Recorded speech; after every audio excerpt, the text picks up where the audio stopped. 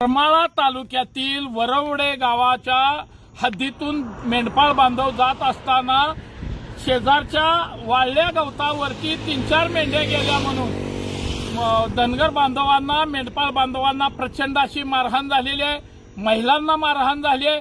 आपल्या एका अल्पवयीन मुलीला उचलून नेण्याचा प्रयत्न झालाय। तिचे कपडे फाडलेत, तिला केळीत घेऊन जाऊया अशा प्रकारची असभ्य भाषा वापरली आहे। पोलिसांनी गुन्हा दाखल केलेला आहे आणि या आरोपींच्या तात्काळ मुसक्या आवळाव्यात, यांना कठोरात कठोर शिक्षा व्हावी ही आमची मागणी आहे।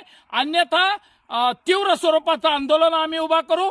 या राज्याचे मुख्यमंत्री देवेंद्रजी फडणवीस साहेबांना मी विनंती करतोय की साहेब, आमच्या या गोरगरीब मेंढपाळ बांधवावर सातत्यानं हे जात दांडगे हल्ला करत आहेत। आपण यांना अट्रॉसिटी कायद्याअंतर्गत या मेंढपाळ बांधवांची जे भटकंती करतात त्यांच्यासाठी स्पेशल कायदा आणावा आणि या जात दांडगे हरामखोरांना त्याचा इचका दाखवावा अशी विनंती आहे। इतकंच। अशा आणखी महत्त्वाच्या बातम्या पाहण्यासाठी आमच्यासोबत जोडलेले रहा।